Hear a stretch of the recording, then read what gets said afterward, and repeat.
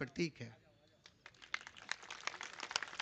मैं ज्यादा समय ना लेते हुए महामंत्री जी आपसे इजाजत लेता हूं कि आज विस्तार से बोलें, इस समाज को उद्योगपति, दानदाता और एम्प्लॉयमेंट देने वाला बनाए।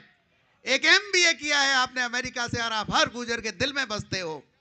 लोग कहते हैं सपनों से कुछ नहीं होता, हौसलों से उड़ान होती है। केवल पंखों से उड़ान नहीं होती, हौसलों से उड़ान होती है। इन अतिथियों को बैठा यहां देखकर हमें कर्नल साहब के सपने याद आते हैं कि आप जो सरदार धाम में वहां के मुख्यमंत्री ने कहा था, शिक्षित बनो, संगठित बनो, दीक्षित बनो, विकास आपकी बाट जो रहा है। आमंत्रित करता हूं आदरणीय सचिन पायलट जी को, जो हर दिल के युवा में बैठते हैं।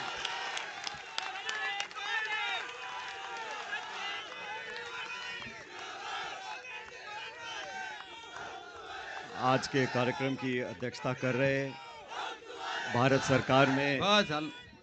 सरकार में केंद्रीय राज्य मंत्री सम्माननीय कृष्णपाल जी, डॉक्टर जितेंद्र सिंह जी, गोवर्धन जी जो गुजरात से पूर्व मंत्री जी हैं, हेम सिंह बढ़ाना साहब, खटाना जी, सुरेश जी विधायक झालावाड़ से, इंदिरा जी, धीरज जी, विजय बैंसला साहब, अजीत सिंह जी, सौम्या जी जो मेयर हैं, डॉक्टर प्रेम सिंह वर्मा साहब, राजकुमारी जी, सभी ब्रह्म सिंह जी मौजूद हैं मंच पर, और जीकैप के सभी पदाधिकारी, इस कार्यक्रम में मौजूद आप सब नौजवान दोस्तों, बुज़ुर्गों, माताओं, बहनों, साथियों, मैं अपनी तरफ से और सबकी तरफ से आप लोगों को बधाई देना चाहता हूं कि आज इस शुभ काम को करने के लिए हम सब एकत्रित हुए और इस शुभ काम को आप सबके सामने इसका यहाँ शुरुआत, एक बेहतर शुरुआत हुई है। उसके लिए जीकैप के सभी पदाधिकारीगण, आप सब लोग जो यहाँ मौजूद हैं और जो यहाँ मौजूद नहीं भी हैं, आप सबको बहुत ढेरों बधाई।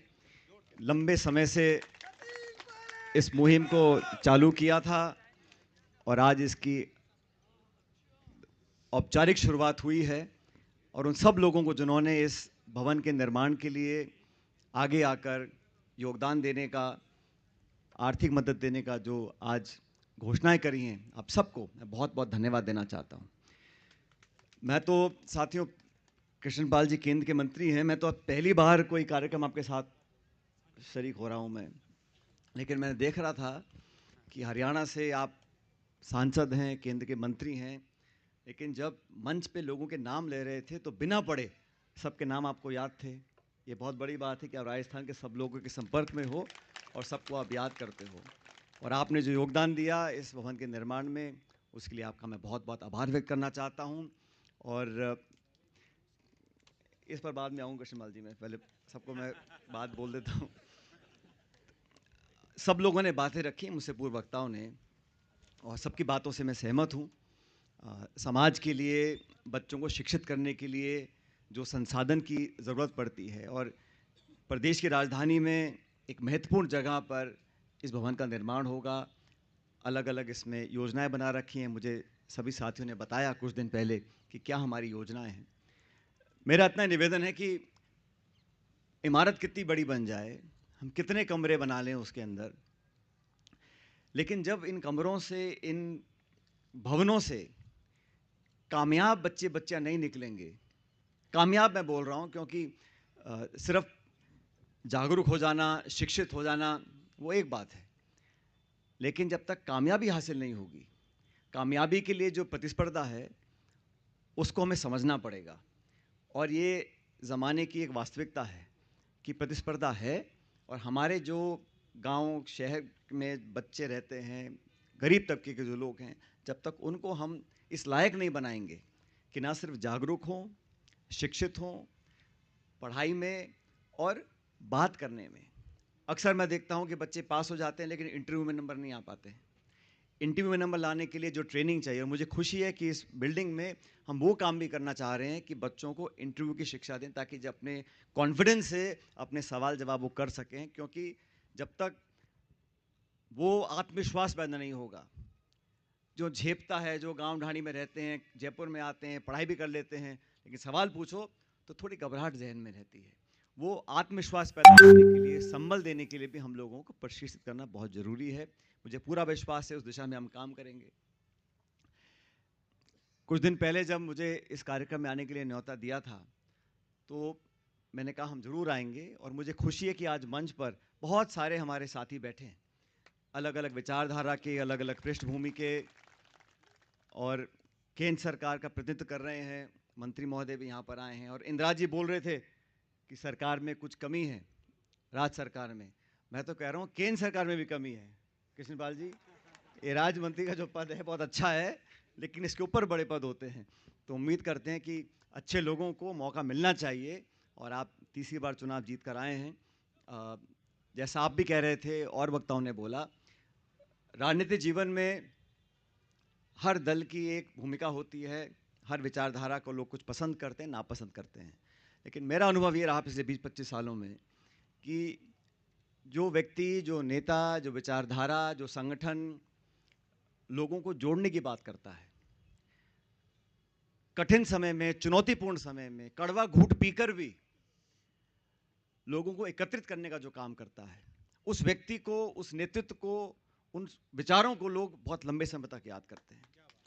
क्योंकि इतना बड़ा देश है, इतना बड़ा राज्य है, इतना बड़ा समाज है, अलग अलग सोच हो सकती है, और आपस में गलतफहमी पैदा करना बड़ा आसान सा काम है, कोई बहुत मुश्किल काम नहीं है। लेकिन बातों को समझकर, सोच विचार कर अपनी कार्यप्रणाली में, अपनी बोली में, अपने काम करने के तरीके से अगर हम एक उदाहरण प्रस्तुत करते हैं, तो उसका लोग उसको देखकर उसका अनुसरण करते हैं। और जिन जिन लोगों ने गरीबों के लिए, किसानों के लिए संघर्ष किया, लोगों को जोड़ने का काम किया, विचार विरोधी हो सकते हैं, हमारी सोच, हमारे विचार, हमारा काम करने का तरीका अलग हो सकता है, और मैं तो कहता हूँ चर्चा भी होनी चाहिए, सार्थक हो, आलोचना भी हो तो सार्थक हो। लेकिन जो किसी ने कहा मन से पहले, हमारा लक्ष्य क्या है? लक्ष्य पद लेना है, सत्ता में आना है, जीत हासिल करनी है, या जिन लोगों का काम करने के लिए चुनकर जाते हैं उनके जीवन को बेहतर करना है? क्योंकि कभी ना कभी सरकार किसी ना किसी की तो आएगी। जब मौका मिलता है कलम से, शाई से लिखने का, क्या हम उन लोगों के जीवन को बेहतर कर रहे हैं जिनके लिए हमने शपथ ली है, जिनके लिए हमने वोट मांगा है?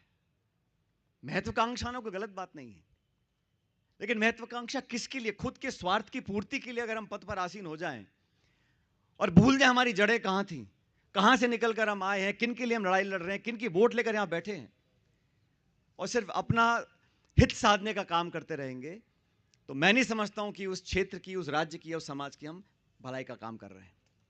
और ये सिर्फ मैं इस प्रदेश के परिप्रेक्ष्य में नहीं कह रहा हूं, एक समाज के परिप्रेक्ष्य में नहीं कह रहा हूं, क्योंकि हम सब राजनीति से जुड़े हुए हैं। उस संदर्भ में कहना चाहता हूं,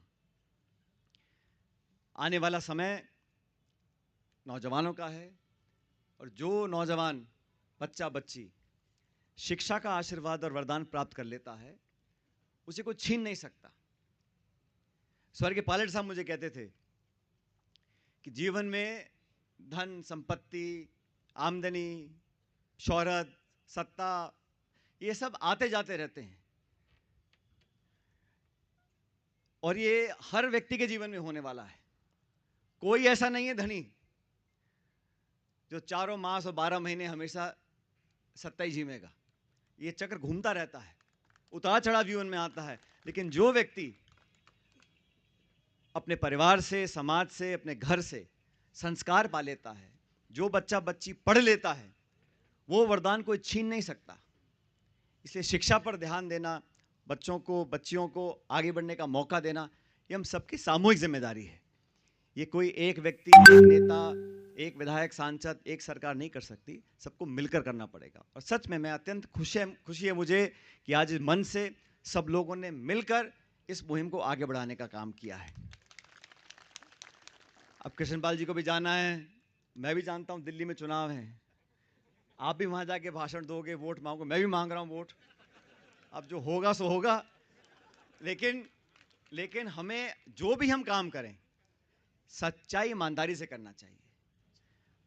और आजकल में मुझे दुख होता है कभी कभी, जब राजनीतिक संवाद जो है उसका स्तर इतना गिर गया।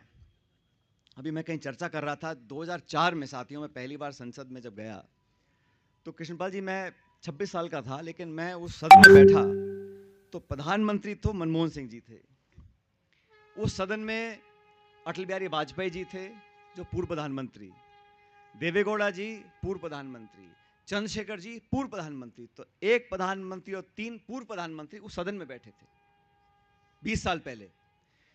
उस समय जो सदन में संवाद होता था, एक दूसरे की बात को सुनने का धैर्य होता था, तब भी सत्ता विपक्ष तब भी थे, मंत्री तब भी थे, लेकिन उस सदन में मैं देखता था चंद्रशेखर जी अपनी दल के वो अकेले सांसद थे, लेकिन जब वो खड़े होते थे बोलने के लिए पूरा सदन सन्नाटे में उनकी बात को सुनता था। वाजपेयी जी भाजपा के प्रधानमंत्री रहे थे, कभी वो खड़े होकर कुछ बोल देते थे तो पूरी सरकार और पूरा सत्ता दल, हम लोग जो थे, हम सब उनकी बात को ध्यान से सुनते थे। वो एक आचरण है जो लोकतंत्र की खूबसूरती को दिखलाता है। दुर्भाग्यवश आज संसद के अंदर, संसद के बाहर, और मैं कोई आक्षेप नहीं कर रहा हूं, ये वास्तविकता है, विधानसभाओं में देखा है मैंने, संवाद का तरीका, वो सहजपन, वो विनम्रता, वो आत्मीयता, वो जो बड़ा होता है वो झुककर जो रहता है, वो पुरानी कहावत है, ऐसे नहीं बनी थी। वो लोग उसको देखते हैं, हमसे लोग उम्मीद करते हैं और नौजवान देखता है हम लोग क्या बोल रहे हैं, क्या कर रहे हैं। अगर हम अच्छा उदाहरण नहीं प्रस्तुत कर पाएंगे देश में, समाज में, प्रदेश में, तो देश को हम अच्छी दिशा में लेकर नहीं जा रहे हैं। मुझे पूरा विश्वास है कि जी कैब के सभी जो हमारे साथी हैं बहुत लंबे समय से संघर्ष कर रहे हैं, और मुझे खुशी है कि अब तक जो चंदा आप लोगों ने लिया है उसका पूरा विवरण वेबसाइट पर है। पारदर्शिता होगी तो मुझे लगता है कि आपका योगदान 100 गुना बढ़ेगा। पारदर्शिता बहुत अनिवार्य है, और मुझे खुशी है कि शुरुआत से ही आपने पाई पाई का हिसाब एक वेबसाइट पर रखा है, कोई बटन दबा के देख सकता है कि कितना धनराशि किसने दी और कहाँ पे खर्च हुआ है। और आज भी मैंने हिसाब तो लगाया नहीं, लेकिन काफी इकट्ठा हो गया आज।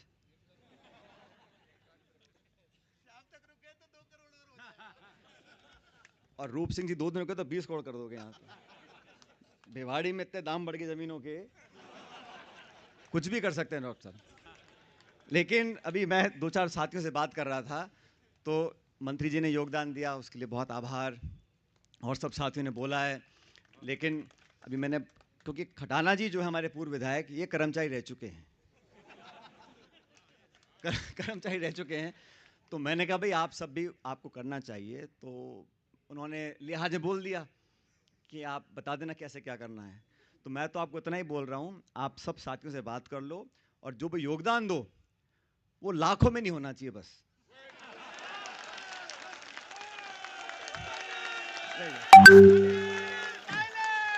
ये कोई एक व्यक्ति की बात नहीं है, ये सब। मुझे इतनी खुशी है, अजीत सिंह जी की जो माता हैं, अजीत सिंह जी की धर्मपत्नी, वो पेंशन में से पैसा दे रही हैं। आप कल्पना करो, एक महिला इस उम्र में कह रही मेरा बेटा जो करे सो करे, मैं अपनी पेंशन से पैसा दे रही हूँ। तो उन्होंने कुछ सोचा है, तो उन भावनाओं का हमें सम्मान करना चाहिए। और जितने हम सब लोग बैठे हैं, सिर्फ घोषणा नहीं करनी, इसको धरातल पर उतारना है। और जैसे मैंने शुरू में कहा, एक बहुत खूबसूरत इमारत खड़ी हो जाए, कांच की, संगमरमर की, उसमें आराम से हम लोग बैठ के ऑफिस में चाय कॉफ़ी पिएं, उससे बेहतर ये है कि हम अपना एक टारगेट रखें कि हमें आज से 3 साल बाद, 5 साल बाद इतने बच्चियों को यहाँ पर पास करवाना है, उनको अच्छी शिक्षा देकर इस लायक बनाना है कि वो पदों पर बैठें। और जैसा अनुराज चले गए बोल रहे थे, जो पायलट साहब कहते थे, और मैं बचपन में जब भाषण सुनता था तो मैं समझता था, मैंने कहा ये मेरे पिताजी जो है एक ही बात को हर बार क्यों दोहराते हैं। फिर मैंने सोचा कि इस बात को बार बार बोलने से वो बात घर करेगी कि जो व्यक्ति, जो किसान, जो गरीब तबके का व्यक्ति है, गांव में रहता है, शहर में रहता होगा, छोटी ढाणी में रहता है, वो व्यक्ति जो आज असहाय है, मुख्य धारा में नहीं है, लेकिन वो अपना पेट काट कर अपने बच्चे बच्चियों को पढ़ा रहा है, अगर उसके बच्चे बच्ची पढ़ जाएंगे, इस लायक बन जाएंगे कि वो अच्छी नौकरी करें। हर व्यक्ति नेता नहीं बनना चाहता, हर व्यक्ति को सरकारी नौकरी नहीं चाहिए, लेकिन वो व्यक्ति बैठकर इस लायक बन जाए कि देश की नीतियों में योगदान हो, इतना बड़ा उद्योगपति बन जाए, इतना बड़ा भामाशाह बन जाए कि देश प्रदेश में जो नीतियां लागू होती हैं उस पर उसका प्रभाव रहे, उन पदों पर बैठे जहां से देश में बिजली, सिंचाई, रोजगार जहां से देते हैं, उन पदों पर वो बैठेंगे बच्चे बच्चियां, तब जाके ये देश और गांव आगे बढ़ सकते हैं। और इसलिए आज 25 साल बाद भी उन बातों में उतना ही दम है, और हम सब लोग प्रदेश के, देश के बहुत आगे आए हैं, लेकिन और आगे जाने की ज़रूरत है। और अभी मन से बोल रहे थे, देना भी आता है, लेना भी आता है। मेरा ऐसा मानना है कि जो समझदार लोग हैं, जो प्रदेश का, गांव देहात का, किसान का, उनकी भलाई के बारे में सोचते हैं, उनको अपनी ताकत का एहसास होना चाहिए। लेकिन ताकत का एहसास ये मतलब नहीं है कि हर सोमवार को हमें ताकत दिखानी है। ताकत होती है तो देश प्रदेश उस बात को समझता है, और अगर समर्थन चाहिए तो समर्थन देना भी पड़ता है। आज आप यहां चंदा दे रहे हो, कल मांगने जा रहे हो, यही देश की खूबी है। इसमें ताकत, योगदान लेना भी पड़ता है, देना भी पड़ता है, और तभी पूरा समाज, पूरा देश प्रदेश आगे बढ़ता है। तो ये एकजुटता, ये आपसी समझ, सबको साथ लेने की जो हमारी एक पुरानी, हमारा इतिहास है, हमारे संस्कार हैं, उसको हमें आगे बढ़ाना चाहिए। और मुझे आज पुनः मैं कहना चाहता हूँ, इस बात की खुशी है कि कहीं छोटा मोटा, मेरी बात बहुत गौर से सुन रहे हैं जैसे कि आपके सभी साथी, सब लोगों को साथ लेकर चलना है। और मैं आपसे विशेष निवेदन कर रहा हूँ, इसमें कोई व्यक्ति ऊपर नीचे नहीं होने वाला, किसी की नाक छाती छोटी बड़ी नहीं होने वाली। ये तो हम आने वाली पीढ़ी के लिए योगदान दे रहे हैं। और आज से 10-5 साल बाद कोई बोले कि फला व्यक्ति ने अपनी 14 चलाई थी और हमारी सुनी नहीं, उसकी सुनी, ये सब कोई महत्व नहीं रखता। तो इस मन से मैं कहना चाहता हूँ, और समझने वाले समझ रहे हैं इस बात को, कि सबको साथ लेकर अपन चलेंगे तो अपनी ताकत 100 गुना बढ़ेगी, दुगनी नहीं बढ़ेगी, 100 गुना बढ़ेगी। सबको साथ लेकर आगे चलें, इस खूबसूरत इमारत का निर्माण हो। और मैं तो चाहूँगा ऐसा निर्माण, ऐसी इमारत देश के हर राजधानी में हो, देश के हर जिले में हो, प्रदेश के हर जिले में हो, और हमारे बच्चे बच्चियाँ पढ़कर अपने पैरों पर खड़े हों, हम सब का नाम आगे बढ़ाएं।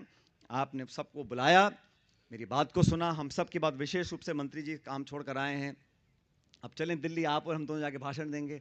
आप अलग मांगना, मैं अलग मांगूंगा। ये लोकतंत्र की खूबी है, और जनता निर्णय करती है, इसमें हम कुछ नहीं कर सकते, जनता के हाथ में है। लेकिन अपनी बात को रखना हमारा दायित्व है। मैं विशेष रूप से धन्यवाद करना चाहता हूं मंत्री महोदय का, कि आप समय निकालकर यहाँ पर आए, हम सबके निमंत्रण पर आपने यहाँ पर आना स्वीकार किया। और आप सब साथियों का मैं धन्यवाद देना चाहता हूँ कि आप लोग इसी तरह मुस्कुराते रहो, खुश रहो, फलो फूलो, और ईश्वर जो चाहेगा जरूर होगा। लेकिन आप सबकी एकजुटता, आपका स्नेह, आपका सानिध्य, आपका प्यार हमेशा बरकरार रहे। बहुत बहुत धन्यवाद। राम राम सर। बहुत बहुत धन्यवाद।